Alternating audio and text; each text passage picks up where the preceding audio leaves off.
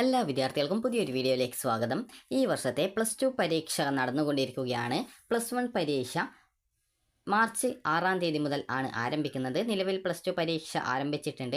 അപ്പോൾ വിദ്യാർത്ഥികൾ പ്രധാനമായിട്ടും ചോദിക്കുന്ന ഒരു കാര്യമാണ്, അപ്പോൾ വിദ്യാർത്ഥികൾക്ക് ഡബിൾ പാസ് +1-ലുണ്ട്. അപ്പോൾ അങ്ങനെയെങ്കിൽ +2-വിൽ ജയിക്കാനായിട്ട് എത്ര മാർക്ക് വേണം, കുറച്ച് മാർക്ക് വാങ്ങിച്ചാൽ മതിയോ എന്നുള്ളത് പല വിദ്യാർത്ഥികളും ചോദിക്കുന്ന ഒരു കാര്യമാണ്.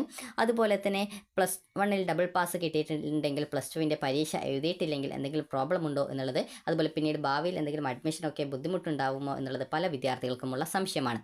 അപ്പോൾ വിദ്യാർത്ഥികൾക്ക് നാളെ, അതായത് ഈ ഒരു മാർച്ച് 5-ാം തീയതി ബുധനാഴ്ചയുള്ള എക്സാമാണ് ഫിസിക്സ്, അതുപോലെ തന്നെ സോഷ്യോളജി, ആന്ത്രപ്പോളജി എന്നിവ.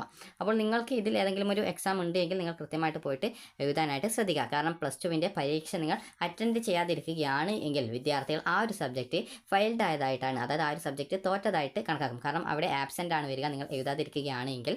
അപ്പോൾ അങ്ങനെ എഴുതാതിരിക്കുകയാണെങ്കിൽ നിങ്ങൾ ആബ്സെൻ്റ് ആയിട്ടാണ് വരിക. കാരണം ഇതുവരെ നിങ്ങൾ +2 പരീക്ഷ ഇതുവരെ മുൻവർഷമൊന്നും എഴുതിയിട്ടൊന്നുമില്ല, ആദ്യമായിട്ടാണ് നിങ്ങൾ ഈ ഒരു +2 പരീക്ഷ എഴുതുന്നത് എങ്കിൽ നിർബന്ധമായിട്ടും ഈ ഒരു പരീക്ഷ അറ്റൻഡ് ചെയ്തിരിക്കേണ്ട നിർബന്ധമാണ്. അപ്പോൾ അറ്റൻഡ് ചെയ്യുന്നത് കൊണ്ട് തന്നെ കുറച്ച് നന്നായിട്ട് പഠിച്ച് പരീക്ഷ എഴുതുക.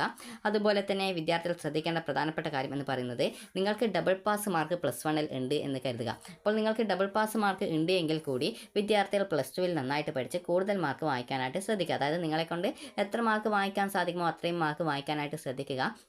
അതുപോലെ തന്നെ നിങ്ങൾക്ക് മാർക്ക് കുറഞ്ഞു പോകുമോ അല്ലെങ്കിൽ അങ്ങനെയുള്ള പേടിയൊന്നും ആവശ്യമില്ല. നിങ്ങളെക്കൊണ്ട് എത്ര മാർക്ക് നേടാൻ പറ്റുമോ അത്രത്തോളം മാർക്ക് സ്കോർ ചെയ്യുക. കാരണം ഒരാളെക്കൊണ്ട് പറ്റുന്ന രീതിയിൽ മാത്രമേ ആ ഒരു പരീക്ഷ എഴുതാനായിട്ട് സാധിക്കുള്ളൂ. അല്ലാതെ അതിൽ കൂടുതൽ മാർക്ക് കിട്ടണം എന്ന് കരുതി ആ ഒരു രീതിയിൽ എഴുതാൻ എല്ലാവർക്കും സാധിക്കണമെന്നില്ല.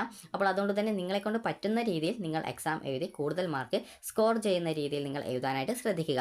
അതുപോലെ തന്നെ വിദ്യാർത്ഥികൾ ശ്രദ്ധിക്കേണ്ട കാര്യം എന്ന് പറയുന്നത്, നിങ്ങൾക്ക് ഡബിൾ പാസ് എന്ന് പറയുമ്പോൾ 80-ൽ 48 മാർക്കാണ്. അതായത് ആദ്യം തന്നെ നമുക്ക് നോക്കാം, 80 മാർക്കിൻ്റെ എഴുത്ത് പരീക്ഷയിൽ 24 മാർക്കാണ് ഡബിൾ പാസ് അല്ലാതെ. ഡബിൾ പാസ് എന്ന് പറയുമ്പോൾ ഇതിൻ്റെ ഇരട്ടി 48 ആണ്. അതുപോലെ 60 മാർക്കിൻ്റെ സബ്ജക്റ്റ് ആണെങ്കിൽ അതിൽ നിങ്ങൾക്ക് 18 ജസ്റ്റ് ജയിക്കാൻ വേണ്ടത്. ഡബിൾ പാസ് എന്ന് പറയുന്നത് 36 മാർക്കാണ്.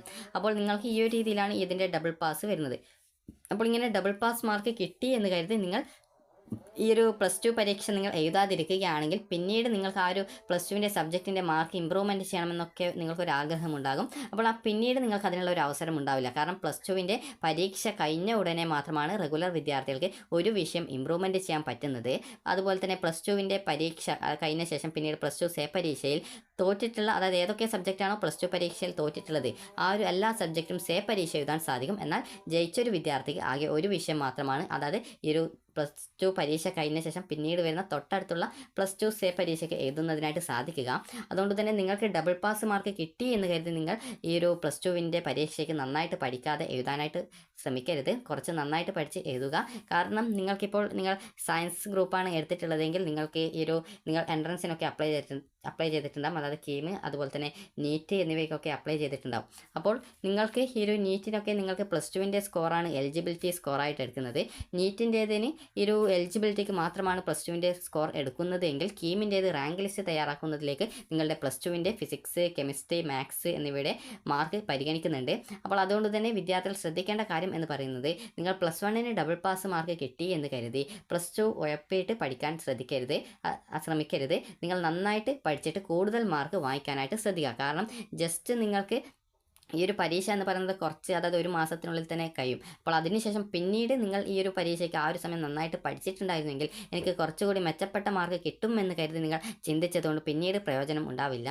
അപ്പോൾ നിങ്ങളെക്കൊണ്ട് ഇപ്പോൾ എത്ര മാർക്ക് നിങ്ങൾക്ക് സ്കോർ ചെയ്യാൻ പറ്റുമോ അത്രത്തോളം നിങ്ങൾ നന്നായിട്ട് പരീക്ഷ എഴുതിയിട്ട് മാർക്ക് വാങ്ങിക്കാനായിട്ട് ശ്രദ്ധിക്കുക. അല്ലാതെ ഡബിൾ പാസ് മാർക്ക് കിട്ടി എന്ന് കരുതി നിങ്ങൾ പിന്നീട് ആ ഒരു +2 കുറച്ച് മാർക്ക് വാങ്ങിച്ചു കഴിഞ്ഞാൽ നിങ്ങൾ ജയിച്ചു എന്ന് ഉള്ള രീതിയിൽ നിങ്ങൾ എഴുതരുത്. കാരണം പിന്നീട് നിങ്ങൾക്ക് ഡിഗ്രിക്കൊക്കെ അഡ്മിഷനായിട്ട് അപ്ലൈ ചെയ്യുന്ന സമയത്ത് നിങ്ങൾക്ക് നല്ല കോഴ്സുകളിലൊക്കെ പെട്ടെന്ന് അഡ്മിഷൻ കിട്ടണമെന്നുണ്ടെങ്കിൽ ഈ ഒരു +1-ൻ്റെയും +2-ൻ്റെയും സ്കോർ കൺസിഡർ ചെയ്യും. അപ്പോൾ അങ്ങനെയെങ്കിൽ പിന്നീട് നിങ്ങൾ +2 നന്നായിട്ട് എഴുതാതെ, അതായത് +1-ൽ ഡബിൾ പാസ് കിട്ടിയത് കൊണ്ട് നിങ്ങൾ +2 നന്നായിട്ട് എഴുതാതെയൊക്കെ ഇരിക്കുകയാണെങ്കിൽ നിങ്ങൾക്ക് പിന്നീട് അഡ്മിഷനൊക്കെ പിന്നീട് ബുദ്ധിമുട്ടായിരിക്കും. അതുപോലെ തന്നെ ഇപ്പോൾ ഈ ഒരു പരീക്ഷ എഴുതുന്ന സമയത്ത് മാത്രമേ നിങ്ങൾ അതേക്കുറിച്ച് നന്നായിട്ട് പഠിച്ച് എഴുതാനുള്ള സാധ്യതയുള്ളൂ. പിന്നീട് നിങ്ങൾ ഈ ഒരു പരീക്ഷ സേയോ അല്ലെങ്കിൽ പിന്നീട് മാർക്ക് വർദ്ധിപ്പിക്കാൻ സാധിക്കില്ല എന്ന് നേരത്തെ പറഞ്ഞു. ഒരു പ്രാവശ്യം മാത്രമേ ഇമ്പ്രൂവ്മെൻറ്റ് ചെയ്യാനുള്ള അവസരം ജയിച്ച വിദ്യാർത്ഥികൾക്ക് ഉണ്ടാവുള്ളൂ. അപ്പോൾ അതുകൊണ്ട് തന്നെ നിങ്ങൾക്ക് ലഭിക്കുന്ന ഈ ഒരു അവസരത്തിൽ നിങ്ങൾ കൂടുതൽ മാർക്ക് വാങ്ങിക്കാനായിട്ട് ശ്രദ്ധിക്കുക. അല്ലാതെ ഡബിൾ പാസ് മാർക്ക് ഉണ്ട് എന്ന് കരുതി നന്നായിട്ട് പഠിക്കാതെ ഇരിക്കരുത്.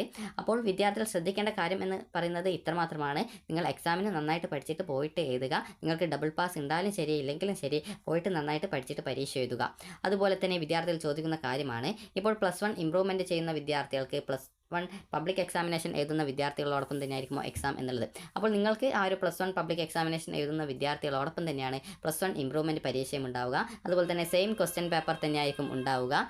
സെയിം ക്വസ്റ്റ്യൻസ് തന്നെയാണ് ഉണ്ടാവുക. കാരണം പ്രത്യേകിച്ച് സിലബസ് മാറ്റമൊന്നും ഇല്ലാത്തതുകൊണ്ട്. നിങ്ങൾക്ക് സിലബസ് മാറ്റം ഉണ്ടായിരുന്നുവെങ്കിൽ ആ ഒരു രീതിയിൽ ക്വസ്റ്റ്യൻസ് മാറ്റം ഉണ്ടാവും. എന്നാൽ നിങ്ങൾ ഈ ഒരു കഴിഞ്ഞ വർഷത്തെ വിദ്യാർത്ഥികളായിരിക്കും, ചിലപ്പോൾ അതിന് മുൻ ഒക്കെ ആണെങ്കിൽ ആ ഒരു സമയത്ത് സിലബസ് എന്തെങ്കിലും മാറ്റമുണ്ടെങ്കിൽ മാത്രമാണ് ആ ഒരു രീതിയിൽ ക്വസ്റ്റ്യൻസ് മാറുള്ളൂ. അല്ലെങ്കിൽ നിങ്ങൾക്ക് സെയിം ക്വസ്റ്റ്യൻസ് തന്നെയാണ് ഈ ഒരു ക്വസ്റ്റ്യൻ പേപ്പറായിട്ട് കിട്ടുക. അതുപോലെ തന്നെ +1 വിദ്യാർത്ഥികളോടൊപ്പം തന്നെയാണ് നിങ്ങൾക്ക് പരീക്ഷ നടത്തുക, ഈ ഒരു +1 ഇമ്പ്രൂവ്മെൻറ്റ്. അപ്പോൾ അതുകൊണ്ട് തന്നെ വിദ്യാർത്ഥികൾ നന്നായിട്ട് പഠിച്ച് നന്നായിട്ട് പ്രിപ്പയർ ചെയ്ത് നിങ്ങൾക്ക് എപ്പോഴൊക്കെയാണ് എക്സാം ഉള്ളത് അതനുസരിച്ച് പോയിട്ട് എക്സാം എഴുതാനായിട്ട് ശ്രദ്ധിക്കുക. അതുപോലെ തന്നെ വിദ്യാർത്ഥികൾ ശ്രദ്ധിക്കേണ്ട കാര്യം എന്ന് പറയുന്നത്, പല വിദ്യാർത്ഥികളും ചോദിച്ച കാര്യമാണ് 2 വർഷം ടോട്ടൽ ജയിക്കാനായിട്ട് എത്ര മാർക്ക് വേണം എന്നുള്ളത്.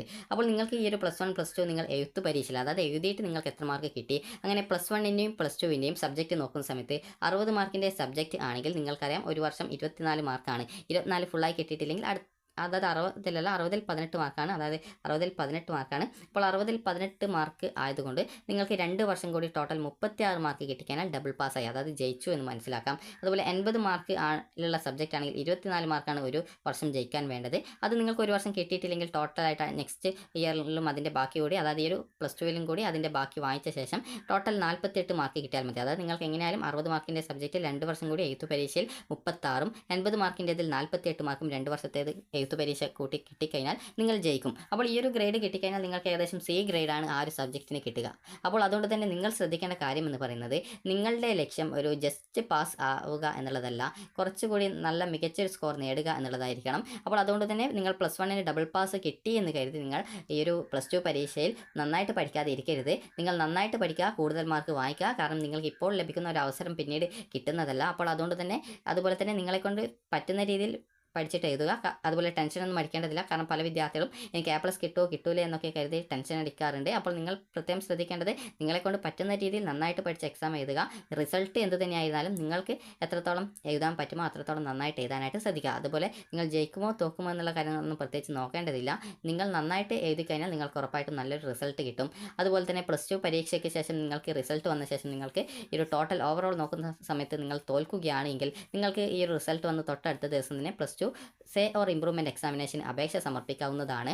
അപ്പോൾ ആ ഒരു സമയത്ത് അതേക്കുറിച്ചുള്ള വിശദമായിട്ടുള്ള വീഡിയോ ചാനൽ അപ്ലോഡ് ചെയ്യുന്നതായിരിക്കും. നിലവിൽ വിദ്യാർത്ഥികൾ നാളത്തെ പരീക്ഷയ്ക്ക് നന്നായിട്ട് പഠിക്കുക. അതുപോലെ തന്നെ പരീക്ഷ നിർബന്ധമായിട്ടും അറ്റൻഡ് ചെയ്തിട്ടില്ലെങ്കിൽ ആ ഒരു വിദ്യാർത്ഥി ആ ഒരു സബ്ജക്റ്റിനെ ആബ്സെൻ്റ് ആയി കണക്കാക്കുന്നതും അതുപോലെ ആ ഒരു വിദ്യാർത്ഥി ഫെയിൽഡ് ആവുന്നതും ആയിരിക്കും. ഇത് റെഗുലർ വിദ്യാർത്ഥികളുടെ കാര്യത്തിൽ മാത്രമാണ് ഉള്ളത്. കമ്പാർട്ട്മെൻ്റൽ വിഭാഗം വിദ്യാർത്ഥികൾക്ക് ഈ ഒരു കാര്യം, അതായത് ഈ ഒരു എക്സാം അറ്റൻഡ് ചെയ്യണം എന്നുള്ള കാര്യം നിർബന്ധമല്ല. കാരണം അവർ ഏതെങ്കിലും, അതായത് മുൻ വർഷങ്ങളിൽ +2 പരീക്ഷ ഓൾറെഡി എഴുതിയിട്ടുണ്ടാകും.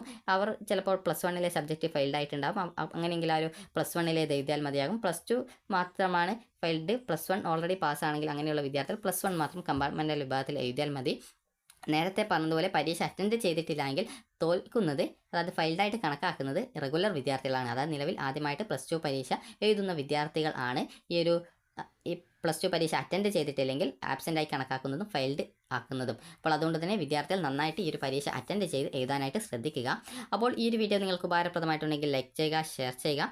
Thank you.